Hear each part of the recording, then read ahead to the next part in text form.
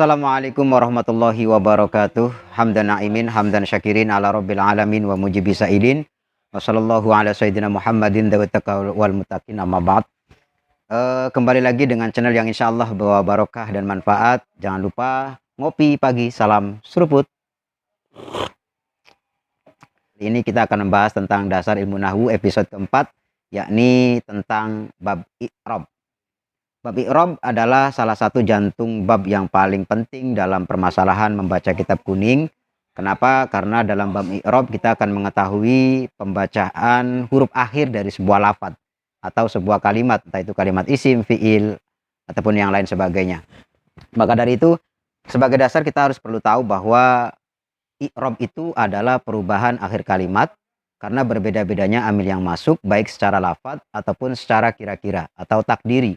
Dalam kata lain, dalam jurmiyah, al-i'rab huwa taghyiru awakhiril kalimi li ikhtilafil awamil ad-dakhilati 'alaiha lafdhan aw taqdiran, secara kira-kira ataupun secara tampak. Baik, i'rab sendiri terbagi menjadi 4 pembagian. Yang pertama i'rab rofa, yang kedua i'rab nasab, yang ketiga i'rab jer atau i'rab khafad, dan yang keempat adalah i'rab jazm. Yang mana keempat i'rab ini nanti ada klasifikasinya. Semua i'rab masuk pada kalimat isim ataupun fi'il. Yang pertama adalah i'rab rofa. Untuk tandanya sendiri, i'rab rofa itu mempunyai beberapa tanda. Di antaranya adalah dhamma, wawu, alif, dan nun. Ada 4 tanda yang menjadi ciri khas ketika isim tersebut atau fi'il tersebut dibaca rofa, maka tandanya tidak lepas dari 4 ini. Pada dasarnya tanda dasar daripada i'rab rofa adalah dhammah, atau kalau dalam bahasa kitab namanya tanda yang asli itu adalah dhammah. Nah, dhammah menjadi tanda i'rab rofa bertempat pada yang pertama adalah isim mufrad. Isim mufrad itu adalah setiap kalimat isim yang menunjukkan arti satu atau tunggal. Artinya, teman-teman, sobat yang mudah-mudahan diberkahi oleh Allah, ketika kita menemukan sebuah isim yang menunjukkan arti tunggal, arti satu, isim mufrad, dan kebetulan dia terbaca rofa, maka tanda rofanya adalah dhammah. Kita ambil contoh, ja'a zaidun. Nah, lafaz zaidun itu adalah kalimat isim, tandanya tanwin, termasuk dalam kategori isim yang mu'rab. Huruf akhirnya dapat berubah-berubah.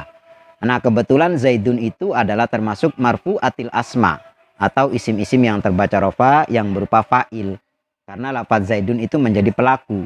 Ja'a telah datang, siapa zaidun, dia Zaid. Artinya Zaid ini menjadi pelaku. Maka setiap pelaku pasti sudah dipastikan i'rabnya adalah rofa. Fa'il atau pelaku itu pasti dibaca rofa. Itu yang harus kita ketahui. Telah datang Zaid, berarti Zaid dibaca rofa. Atau telah tidur, si Bakar, berarti si Bakar itu adalah fa'il, maka pasti dibaca rofa. Nah, kebetulan lafaz zaidun ini adalah isim yang menunjukkan arti tunggal, Zaid satu. Maka tanda rofanya adalah dengan menggunakan dhammah. Begitu juga contoh-contoh yang lainnya, nanti bisa diaplikasikan. Sobat-sobat tinggal melihat lafaznya apa, dan ketika statusnya menjadi fa'il, menjadi pelaku, berarti rofa, tanda rofanya adalah dhammah ketika isim mufrad. Itu yang pertama. Yang kedua, dhammah juga menjadi tanda i'rab rofa pada jamak taksir. Jamak taksir itu adalah isim yang menunjukkan arti banyak yang berubah bentuk dari mufradnya. Contoh, rijalun. Mufradnya adalah rojul. Dijadikan menjadi jamak taksir menjadi rijalun. Maka ketika kita menemukan lafaz rijalun, ja'a rijalun, tanda rofanya adalah dengan dhammah. Ketika ditanya kenapa tanda rofanya dhammah, maka jawabnya adalah jamak taksir. Karena lafaz rijalun itu adalah perubahan dari bentuk mufradnya yang berupa rojulun. Selanjutnya, teman-teman, yang ketiga yang tandanya atau tanda i'rab rofanya menggunakan dhammah adalah jamak muannas salim. Apa jamak muannas salim itu? Nah, jamak muannas salim itu adalah kalimat isim yang memiliki arti perempuan banyak. Ketika i'rabnya rofa, mohon maaf, maka tandanya adalah dhammah. Contoh, ja'at al-muslimatu. Nah, lafaz al-muslimatu itu juga sama menjadi pelaku atau fa'il dalam bahasa Arabnya. Menjadi pelaku berarti dia pasti menjadi i'rab rofa.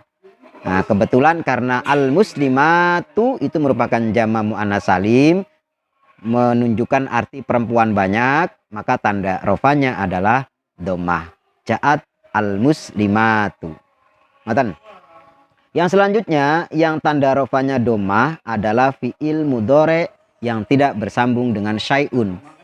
Kalau dalam bahasa Arabnya fi'il mudhore alladzi lam yatasil bi akhirih syai'un, yang huruf akhirnya tidak bersambung dengan syai'un. Apa itu syai'un? Nah, syai'un itu sini adalah wawu jama, ya muannas mukhatabah, dan juga alif tasniyah. Ketika ada fi'il mudhore beri'rob rofa, diingat fi'il mudhore itu bisa mabdi bisa mu'rob. Nah, ketika beri'rob rofa, maka tanda rofanya adalah doma saat fi'il mudhore tidak bertemu dengan syai'un, tidak bertemu dengan alif tasniyah, tidak bertemu dengan wawu jama, tidak bertemu dengan ya muannas mukhatabah, maka tanda rofanya adalah dengan menggunakan domah. Contoh yadribu. Nah, yadribu itu adalah kalimat fi'il, ya, fi'ilnya fi'il mudhore menunjukkan arti sedang atau akan dilakukan, ya. Nah, kebetulan dia tidak bertemu dengan amil nasab, juga tidak bertemu dengan amil jazm, ya. Ketika ada fi'il mudhore tidak bersambung, tidak bertemu dengan amil jazm ataupun amil nasab, maka sudah barang tentu fi'il mudhore tersebut beri'rob rofa. Nah, nanti tinggal kita mengetahui tanda rofanya apa. Jika fi'il mudhore tersebut itu tidak bertemu dengan alif tasniyah, wawu jama, ya muannas mukhatabah, maka tandanya adalah dengan menggunakan dhammah. Yadribu, yasluhu, yaftahu, dan lain sebagainya. Ketika fi'il mudhore beri'rob rofa, maka sahih akhir tidak bertemu dengan syai'un tadi, tandanya adalah dengan menggunakan dhammah. Itu adalah tanda-tanda i'rob rofa. Yang pertama, yang domah bertempat pada 4 tempat saya simpulkan: isim mufrad, jamak taksir, jamak muannats salim, fi'il mudhore yang tidak bersambung dengan syai'un, tidak bersambung dengan alif tasniyah, wawu jama, dan ya muannats mukhatabah. Tanda rofa selanjutnya adalah wawu. Berarti ini tanda rofa yang kedua. Yang pertama tadi tanda rofanya adalah domah, yang kedua adalah wawu. Artinya huruf wawu ini bisa menjadi tanda i'rob rofa. Saat kapan? Nah, ini yang harus kita ketahui. Wawu menjadi tanda i'rob rofa bertempat pada yang pertama adalah jama mudzakkar salim. Jama mudzakkar salim itu adalah sebuah lafaz yang menunjukkan arti laki-laki banyak. Nah, itu tandanya dengan menggunakan wawu. Contoh, ja'a az-zaiduna. Nah, tandanya wawu itu merupakan tanda daripada i'rob rofa dari jama mudzakkar salim. Baik, selanjutnya tanda i'rob rofa yang berupa wawu yang kedua adalah pada asmaul khamsah. Apa itu asmaul khamsah? Asmaul khamsah itu adalah isim-isim yang jumlahnya ada khamsah, ada 5. Ya, abun, akhun, hamun, fu, dan dzu. Ada 5. Nah, lafaz 5 ini ketika beri'rob rofa, maka tandanya adalah dengan menggunakan wawu. Sama dengan tadi jama mudzakkar salim. Contoh, ja'a abuka, ja'a akhuka, ja'a dzumalin, dan lain sebagainya. Intinya pada asmaul khamsah, isim yang jumlahnya ada 5 ketika beri'rob rofa, maka tanda rofanya adalah dengan menggunakan wawu. Nanti kita contohkan lainnya, ya. Nanti edisi praktek pasti ada. Nanti saya coba pakai papan tulis nanti biar lebih jelas tulisannya. Nanti di episode praktek. Sekarang episodenya adalah materi. Selanjutnya, tanda rofa selanjutnya yang ketiga setelah doma wawu, alif. Alif menjadi tanda i'rob rofa bertempat pada tasniyah. Isim tasniyah itu adalah isim yang menunjukkan arti 2. Isim yang menunjukkan arti 2. Maka ketika i'robnya rofa, tandanya adalah dengan menggunakan alif. Contoh, ja'a az-zaidani, telah datang 2 zaid. Asalnya kan ja'a zaidun, tanda rofanya adalah domah karena isim mufrad. Tapi ketika lafaz zaidun diganti menjadi memiliki arti 2 zaid yang datang, maka secara otomatis tanda rofanya juga berubah, yakni tanda rofanya pakai alif. Ja'a az-zaidani. Nah, ngoten nggih. Pun berarti setiap kalimat isim yang menunjukkan arti 2 bertepatan beri'rob rofa, maka tanda rofanya dengan menggunakan alif. Selanjutnya, tanda rofa yang selanjutnya adalah nun. Nun menjadi tanda i'rob rofa bertempat pada af'alul khamsah atau fiil-fiil yang jumlahnya ada 5. Apa saja fiil yang jumlahnya ada 5 itu adalah fiil yang bertemu dengan wawu jamak, ya muannas mukhotobah, dan alif tasniyah. Nah, ketika bertemu dengan syai'un, kalau tadi kan fiil mudhari yang tidak bertemu dengan syai'un tanda rafanya domah. Tapi ketika bertemu dengan syai'un, alif tasniyah, wawu jamak, ya muannas mukhotobah, maka tanda rafanya berganti. Bukan dengan menggunakan domah, akan tetapi menggunakan nun. Ditambahin nun. Contoh, yadribu menjadi yadribuna. Ya, menjadi yadribuna atau menjadi yadribani kalau tasniyah bertemu dengan alif tasniyah.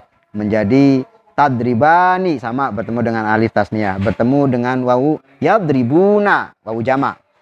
Nah, maka tandanya bukan wawu tapi tandanya adalah nun atau subutun nun kalau dalam bahasa jurmiyahnya, menetapkan nun.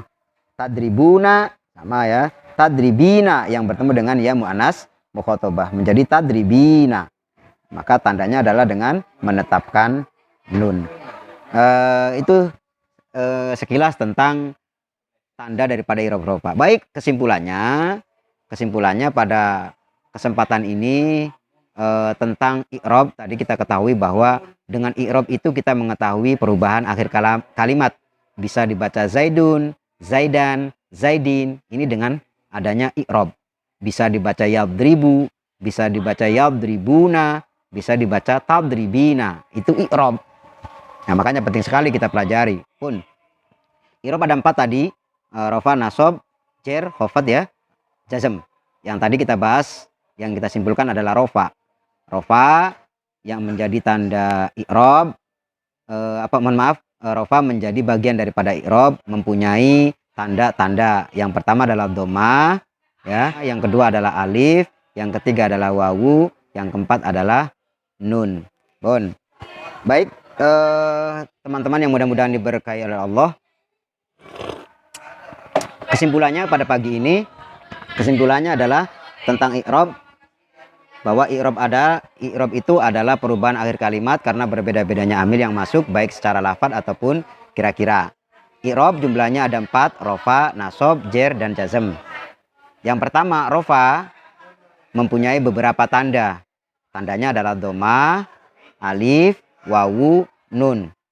Dhamma menjadi tanda i'rab rofa bertempat pada isim mufrad, jamak taksir, jamak mudzakkar salim, dan fi'il mudhari yang tidak bersambung dengan syai'un, tidak bertemu dengan alif tasniyah, wawu jamak, dan ya muannas mukhotobah.